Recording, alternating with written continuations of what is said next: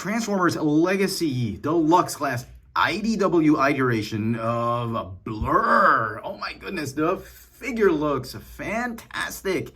The colors are great. They kind of nailed it, I think, with the colors. The head sculpt looks fantastic. The figure is a sort of heavy retool or redeco of the Studio Series 86 Deluxe Class Blurr. It's looking fantastic. Let's take a closer look at the details of this figure. Now, if you read up on the IDW comic books, you will note that this particular head sculpt belongs to the Blurr character in the comic books. They even got the sculpting on the shoulders and, to a certain extent, the torso right with the reference on the comic books. And look at that, even the colors.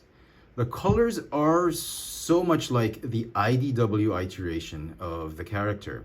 And if you take a closer look at the details, you will know that they've also remolded or retooled some parts right here. The front nose cone of the alt mode.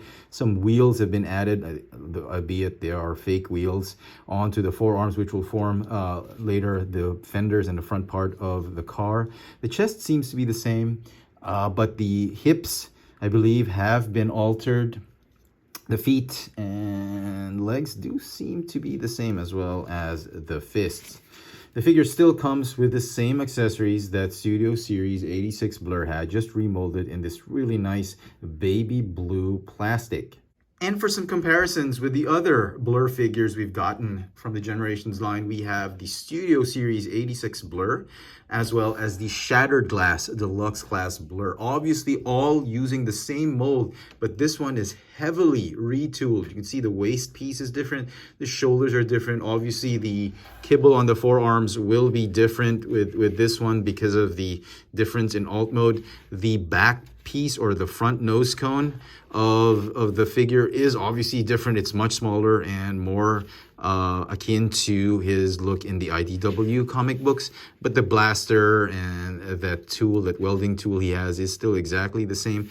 The feet, the legs, the thighs, back part of the feet, I believe, are the same. This bits of the shoulders as well as the chest, I don't think they modified that.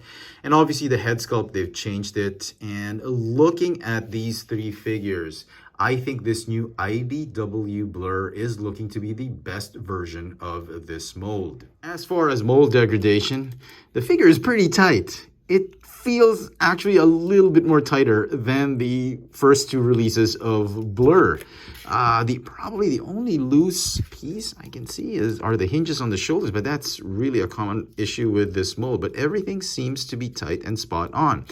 What you will also notice is how premium the plastic feels compared to what we've seen with Shattered Glass and Studio Series 86 Blurr, particularly the thighs, the arms, the feet.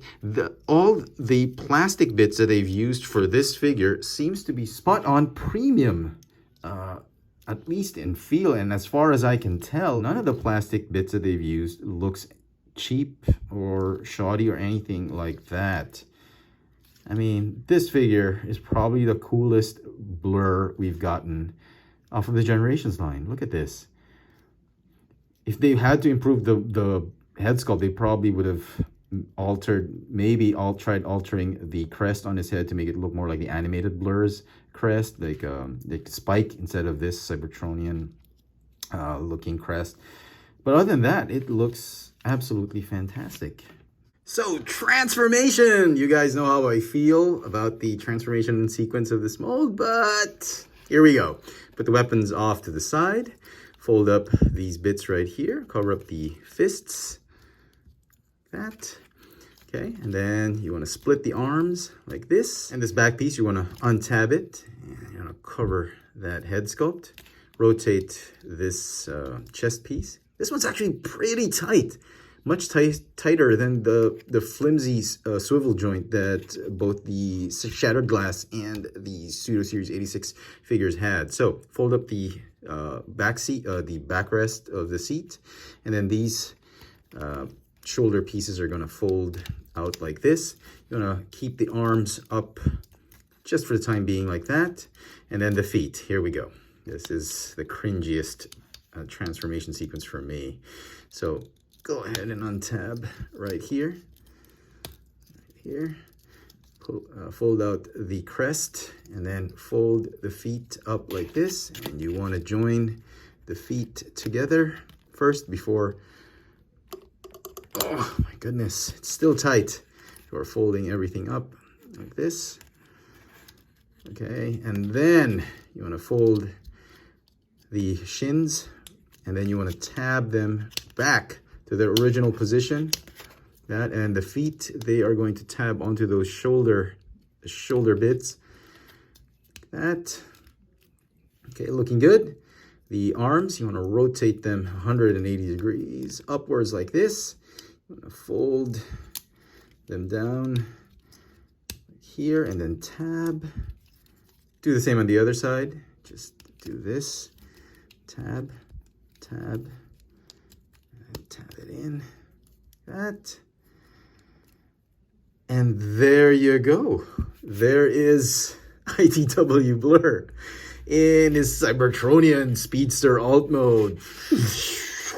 Looks fantastic. Wow. And obviously the weapons, I think you can still mount them right here, just like in the Studio Series 86 and Shattered Glass versions. But it kind of ruins the silhouette if you put the weapons on. So I'm just gonna remove it and keep it like this. It looks fantastic. I don't know why these should be annoying. You know, at first glance, I thought they were really gonna be annoying, but the high gloss black finish and the mold just really looks great. For some reason, it made this alt mode look really nice. It kind of feels like Anakin's or Obi-Wan's speeder that they, I don't know, they commandeered in Attack of the Clones. And if you want some comparisons in alt mode, here is IDW Blurr with the Shattered Glass and Studio Series 86 versions of the mold. And so some final thoughts on this Transformers Legacy IDW iteration of Deluxe class Blurr. I think it's a phenomenal figure. I'm absolutely blown away by this figure. I had no idea that this mold could get any better, but Hasbro and Takara Tomy nailed it with this figure. Sure, it's not perfect. They could tweak it a little bit more with the head sculpt, some parts of the chest, but this is IDW Blurr, and I am just loving it. The figure is going to get, dare I say it, a 10 out of 10. You know what? I never thought I would rate this mold a perfect score, but somehow, some way, Hasbro has managed to surprise me with this mold. It is an absolutely amazing mold. I'll look for it for the new Velocitron line. It is one of the best Blurr, if not the best version of this generation's Blurr figure mold. I absolutely love it. Let me know in the comment section what you guys think of this new Legacy IDW iteration of Deluxe class Blurr. Hit that notification bell so you never miss out on any of my latest video reviews. And if it's your first time here, please subscribe. Thanks for watching.